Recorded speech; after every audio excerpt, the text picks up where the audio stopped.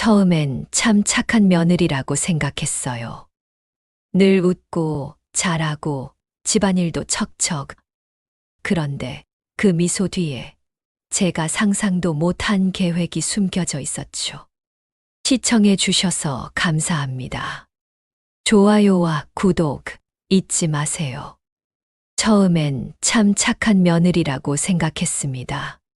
조용하고 예의 바르고 늘 웃는 얼굴이었죠. 제가 반찬을 해주면 꼭 맛있다고 말하던 아이였어요. 그 미소 하나로 마음을 놓았던 것 같습니다. 유진이가 처음 우리 집에 왔을 때가 기억납니다. 봄이었어요. 현관문을 열고 들어서면서 살짝 고개를 숙이던 모습. 목소리가 작고 떨렸죠. 제 손을 꼭 잡으며 인사하던 손길이 따뜻했어요. 그날 밤 남편한테 말했습니다. 애가 참 곱다고. 결혼 후에도 유진이는 저한테 잘했어요. 명절 때도 불평 한마디 없이 부엌일을 거들었고, 제가 허리가 안 좋다고 하면 꼭 안마를 해줬습니다. 착한 며느리를 뒀다고 주변에 자랑도 했습니다. 남편이 세상을 떠난 건 작년 겨울이었습니다. 갑자기였어요. 아침에 일어나는데 남편이 침대에 그대로 누워 있었습니다. 숨을 쉬지 않았어요. 심정지였다고 했죠. 50년을 함께한 사람이 한순간에 사라졌습니다. 장례를 치르고 집에 돌아온 날, 집이 너무 넓었어요. 남편이 앉던 소파, 남편이 읽던 신문, 남편이 신던 슬리퍼. 모든 게 그대로인데 남편만 없었습니다. 다음 날 아침 유진이가 전화를 했습니다. 식사는 했냐고. 1시간 후에 집에 왔습니다. 손에는 미역국과 반찬이 담긴 봉지를 들고 있었어요. 그날부터 유진이는 자주 집에 왔습니다. 일주일에 2~3번씩은 들렀어요. 청소를 해주고 밥을 해주고 제 말을 들어줬습니다. 저는 그게 고마웠어요. 그런데 어느 날부터인가 유진이의 말끝이 조금씩 달라졌어요. 보험금 얘기가 나오기 시작했습니다. 처음엔 그냥 궁금해서 묻는 줄 알았습니다. 그런데 그 뒤로 그 얘기만 반복됐어요. 그 돈은 어디 넣어둘 거냐고. 요즘 금리가 너무 낮다고. 자기가 아는 데가 있다고. 그 말을 들을 때마다 묘하게 마음이 불편했습니다. 그러던 어느 날 유진이가 또 왔습니다. 평소보다 화장이 진했어요. 뭔가 단단히 마음먹고 온 것 같았습니다. 소파에 앉으며 말했어요. 요즘 너무 힘들다고. 돈 때문에. 대출도 많고 전세 만기도 다가오고 학원비도 올랐다고. 그래서 좀 도와달라고 했습니다. 제가 뭘 도와주냐고 했더니 보험금이라고 했어요. 방 안이 조용해졌습니다. 시계 소리만 똑딱똑딱 들렸어요. 저는 유진이를 가만히 쳐다봤습니다. 눈빛이 평소와 달랐습니다. 간절함이 아니라 뭔가 다른 게 섞여 있었어요. 그 돈은 제가 혼자 살아야 하는 돈이라고 했습니다. 유진이가 말했어요. 어머니는 혼자시니까 그렇게 큰 돈 들고 계셔도 쓸 데가 어디 있냐고. 조금만 나눠주면 안 되냐고. 나눠주라고. 그 말이 입에서 나오는 걸 듣는 순간 제 안에 뭔가가 툭 끊어졌습니다. 그 돈은 안 된다고 했습니다. 왜냐고 물었을 때 그건 내 돈이라고 말했습니다. 유진이의 얼굴이 굳었습니다. 눈빛이 차갑게 변했어요. 천천히 일어나서 가방을 들고 저를 한 번 쳐다봤습니다. 원망도 아니고 미움도 아니고 그냥 차가운 계산 같은 거였어요. 후회할 거라고 그 말을 남기고 유진이는 나갔습니다. 그날 밤 저는 잠을 이루지 못했습니다. 유진이의 마지막 말이 계속 맴돌았어요. 며칠 후 아들이 전화를 했습니다. 요즘 며느리랑 왜 사이가 안 좋냐고. 유진이가 그러던데 엄마가 너무 고집세다고 했습니다. 그 말을 듣는 순간 가슴이 철렁 내려앉았습니다. 아들이 내 편이 아니구나. 그날 밤 저는 거울 앞에 섰습니다. 주름진 얼굴, 허연 머리카락, 처진 어깨. 언제부터 이렇게 약해 보였을까? 그래서 유진이가 그런 말을 한 걸까? 그때부터 유진이의 웃음이 다르게 보였습니다. 그 웃음 뒤에 뭐가 있는지 이제는 보였어요. 그건 친절이 아니었습니다. 투자였어요. 저한테 잘해주면 언젠가 돌려받을 수 있다는 계산. 그게 다였던 거예요. 유진이는 한 달쯤 오지 않았습니다. 전화도 없었어요. 마치 제가 없는 것처럼 조용했죠. 그게 오히려 편했습니다. 더 이상 신경 쓸 일이 없었으니까요. 하지만 그 평화는 오래 가지 않았습니다. 어느 날 유진이가 다시 나타났습니다. 손에 미음을 들고 왔어요. 직접 끓였다고 했습니다. 드시라고. 저는 받지 않았어요. 유진이의 목소리가 축축 늘어졌습니다. 화 풀으라고. 자기가 잘못했다고. 눈물이 그렁그렁했어요. 그런데 이상했어요. 그 눈물이 진짜 같지가 않았습니다. 그냥 가라고 했습니다. 유진이는 미음을 식탁 위에 놓고 나갔어요. 문이 닫히고 저는 그 미음을 바라봤습니다. 하얀 그릇 속에 따뜻한 미음이 담겨 있었어요. 언뜻 보면 정성스러운 것 같았죠. 하지만 저는 그걸 먹지 않았습니다. 왜인지 모르게 먹으면 안 될 것 같았어요. 그냥 느낌이었습니다. 그래서 그대로 냉장고에 넣어뒀죠. 며칠 후였습니다. 몸이 이상하게 나른하고 손끝이 떨렸어요. 식은땀이 흐르고 심장이 두근거렸죠. 어지러웠습니다. 병원에 갔더니 약물 반응이라고 했습니다.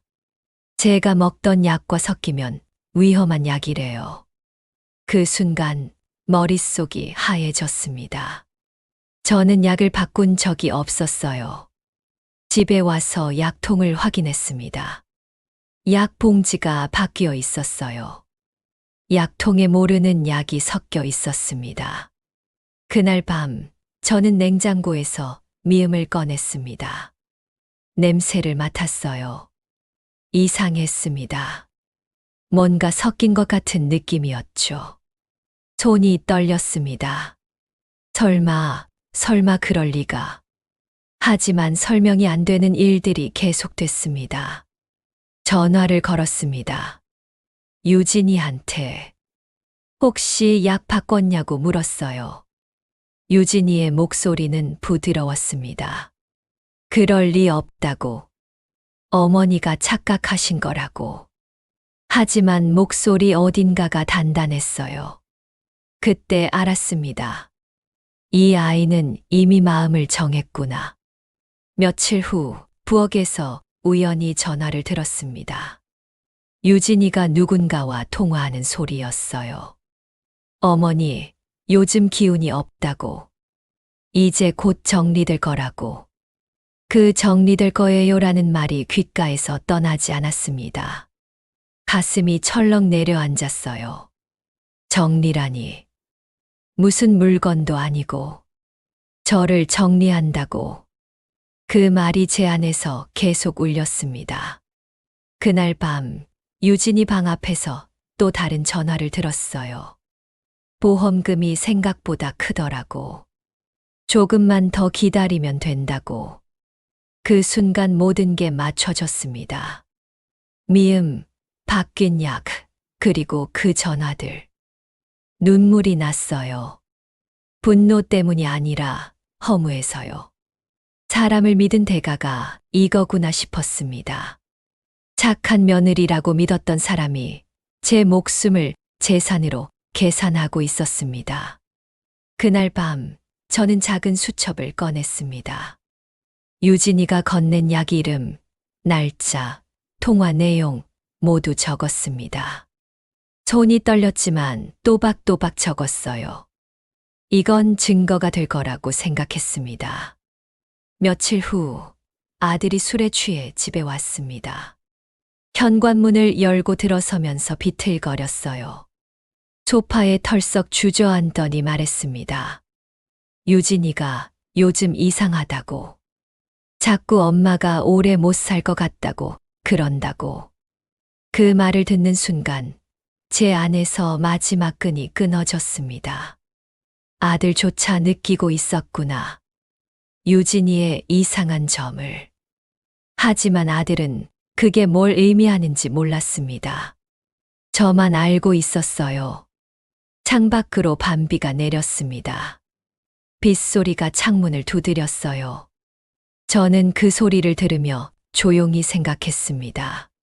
이제 움직여야 할 때구나.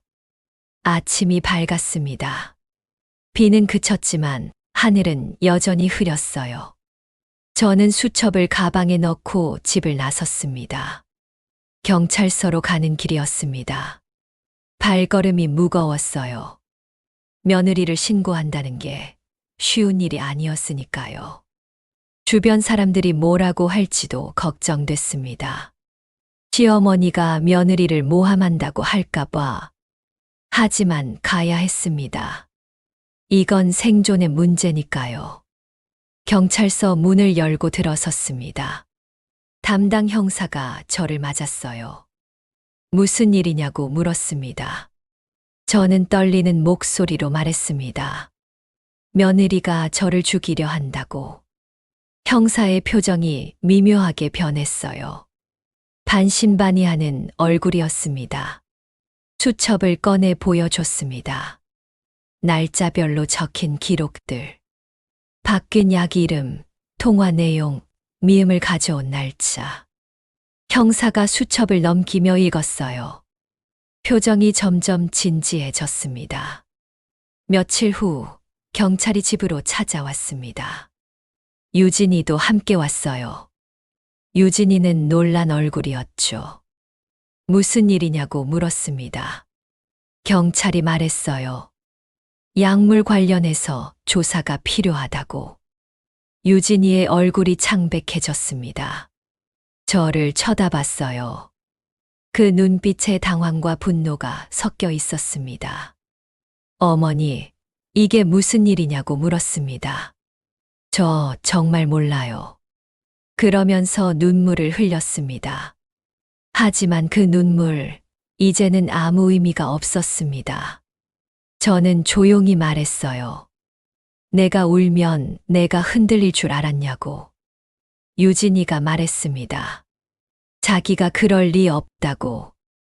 저는 대답했습니다. 믿음은 내가 먼저 버렸잖아. 경찰이 유진이를 데리고 나갔습니다. 유진이는 계속 뒤를 돌아봤어요. 억울하다는 표정이었습니다. 하지만 저는 흔들리지 않았습니다. 이미 결심한 일이었으니까요. 그날 밤 아들이 전화를 했습니다. 목소리가 떨렸어요. 엄마가 유진이를 신고했다고. 왜 그랬냐고. 저는 침착하게 말했습니다. 유진이가 날 죽이려 했다고. 아들이 소리를 질렀어요. 말도 안 된다고. 유진이가 그럴 사람이 아니라고. 저는 전화를 끊지 않았습니다. 차분하게 설명했어요. 바뀐 약, 이상한 미음, 들었던 전화 통화들. 하나하나 말했습니다. 아들의 목소리가 점점 작아졌어요. 믿고 싶지 않지만 설명이 되지 않는 일들이었으니까요. 경찰 조사가 시작됐습니다. 유진이의 통화 기록, 약 구매 내역, 은행 거래 내역. 하나씩 드러났습니다. 유진이가 제 명의로 대출을 알아본 기록도 나왔어요. 보험금 수령 후 통장, 이체를 준비했던 흔적도 있었습니다. 며칠 후 형사가 전화를 했습니다. 증거가 충분하다고, 유진이를 구속할 거라고. 저는 전화를 받고 한참을 말이 없었습니다. 가슴 한편이 무너지는 것 같았어요. 이게 정말 현실이구나. 그날 밤 저는 혼자 소파에 앉아 있었습니다. 텔레비전은 켜져 있었지만 소리는 들리지 않았어요. 그냥 화면만 멍하니 바라봤습니다. 이렇게 끝나는구나. 착한 며느리라고 믿었던 사람과의 관계가. 창밖으로 달이 떠올랐습니다. 환한 보름달이었어요.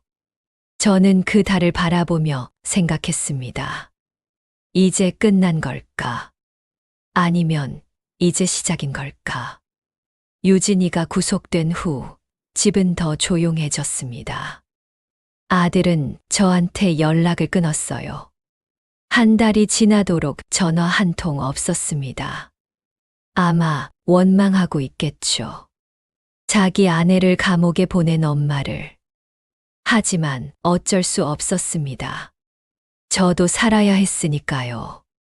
재판이 시작됐습니다. 법정에 서는 날 유진이를 다시 봤어요.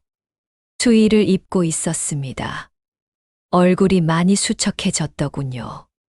그래도 눈빛만은 여전했습니다. 차갑고 계산적이고 후회 없는 눈빛. 검사가 물었습니다. 왜 그랬냐고. 유진이는 대답하지 않았어요. 그냥 고개를 숙이고 있었습니다. 변호사가 말했습니다. 경제적 어려움 때문이었다고. 충동적인 행동이었다고. 하지만 저는 알고 있었어요. 충동이 아니라 계획이었다는 걸. 증거들이 하나씩 제시됐습니다. 약 구매 내역 통화 기록, 보험금 조회 흔적. 유진이는 아무 말도 하지 않았어요. 인정하지도 부인하지도 않았습니다.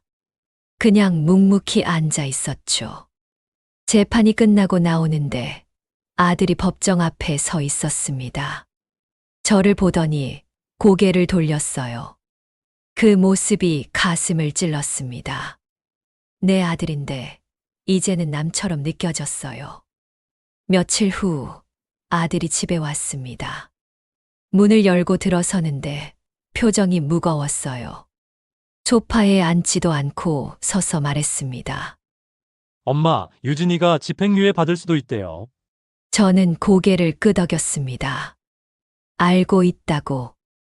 아들이 물었어요. 그럼 용서할 거냐고. 저는 잠시 말이 없었습니다. 용서. 그게 뭘까요? 죽일 뻔한 사람을 용서한다는 게 가능한 일일까요? 아들아, 나도 모르겠다. 그렇게 대답했습니다. 아들이 한숨을 쉬었어요. 그리고 나갔습니다.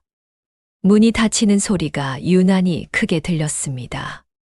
판결이 나던 날, 저는 법정에 가지 않았습니다. 더 이상 유진이의 얼굴을 보고 싶지 않았어요. 형사가 전화로 알려줬습니다.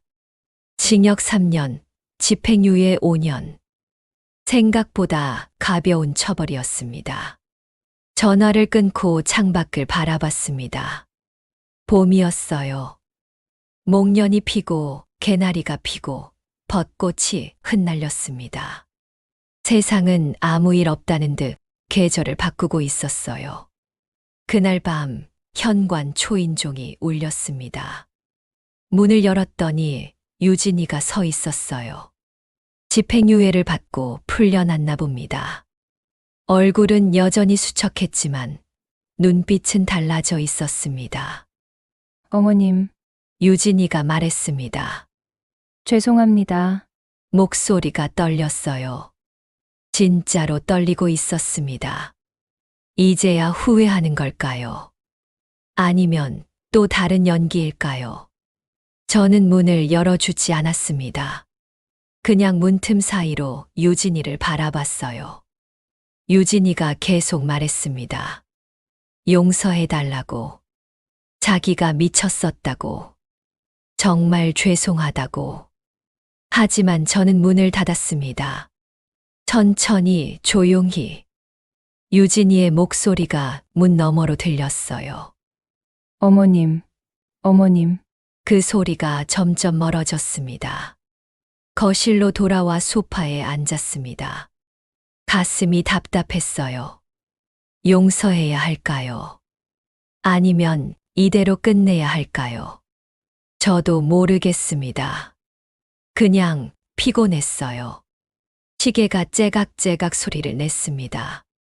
시간은 계속 흘러가고 있었어요. 저도 계속 살아가야 했습니다. 용서와 상관없이. 세 달이 흘렀습니다. 집 안은 다시 조용해졌어요. 시계 소리가 또박또박 들리고 바람이 잔잔히 들어옵니다. 낯설게 느껴졌던 고요함이 이제는 편했습니다. 요즘은 도서관에서 자원봉사를 합니다. 책을 정리하고 아이들한테 책을 읽어주고 그렇게 시간을 보내요. 누군가는 물었습니다. 힘들지 않냐고. 아니요. 이게 제일 편해요. 그렇게 대답했습니다. 어느 날 도서관에서 한 아이가 물었습니다. 할머니, 이 책 어려워요. 저는 웃으며 말했어요. 그럼 쉬운 거부터 해봐. 쉬운 게 나쁜 건 아니야. 그 말을 하며 스스로 웃음이 났습니다. 이제는 제 마음도 쉬운 길로 가고 싶어요. 그동안 너무 어려운 길만 걸었으니까요. 착한 시어머니, 참는 시어머니, 이해하는 시어머니. 그런 역할들이 저를 여기까지 데려왔습니다. 이제 그만하고 싶어요.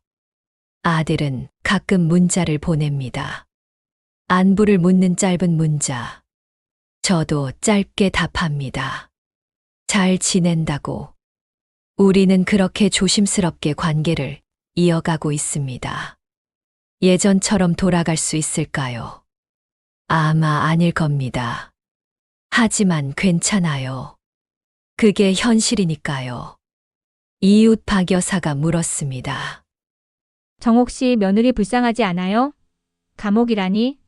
저는 잠시 말이 없었습니다. 그러다 대답했어요. 불쌍하죠. 그래도 불쌍하다고 다 용서하면 나만 불쌍해지잖아요. 그 말이 참 담담하게 나왔습니다. 박 여사는 아무 말도 하지 않았어요. 그냥 고개를 끄덕였습니다. 이해한다는 표정이었죠. 어제는 시장에서 유진이를 봤습니다. 멀리서 장을 보고 있더군요. 여전히 수척한 얼굴이었어요. 저를 보지 못했는지 그냥 지나갔습니다. 저도 모른 척했어요. 서로에게 더 이상 할 말이 없었으니까요. 집에 돌아와 장을 정리하는데 문득 생각했습니다. 이게 복수일까? 유진이를 신고한 것, 법정에 세운 것, 관계를 끊은 것. 이게 제 복수였을까요? 아닐지도 모릅니다. 그냥 생존이었어요. 죽지 않기 위한, 살아남기 위한 제 선택이었습니다. 복수는 거창한 겁니다. 저는 그냥 제 시간을 되찾고 싶었을 뿐이에요. 창문 밖 햇살이 부엌 바닥에 닿았습니다. 따뜻했어요. 오랜만에 느끼는 온기였습니다. 저는 그 햇살 속에 손을 담갔습니다. 손등이 따뜻해졌어요. 시계가 다시 똑똑 소리를 냈습니다. 규칙적이고 정확하고 멈추지 않는 소리. 제 시간도 그렇게 가고 있었습니다. 멈추지 않고 계속. 이제는 착한 척도 참는 척도 하지 않습니다. 누가 뭐라 해도 상관없어요. 제가 살아남았으니까요. 제 시간을 되찾았으니까요. 저녁이 되자 달이 떴습니다. 환한 보름달이었어요. 저는 베란다에 나가 그 달을 바라봤습니다. 달은 아무 말도 하지 않았어요. 그냥 조용히 빛을 내리고 있었습니다. 저도 그렇게 살고 싶습니다. 조용히 제 빛으로. 누구에게 설명하지 않아도, 변명하지 않아도, 그냥 제 방식대로. 부엌으로 돌아와 물을 한 잔 마셨습니다. 차가운 물이 목을 타고 내려갔어요. 살아있다는 느낌이었습니다. 저는 조용히 미소 지었습니다. 이제는 제 인생이 제 자리로 돌아왔으니까요.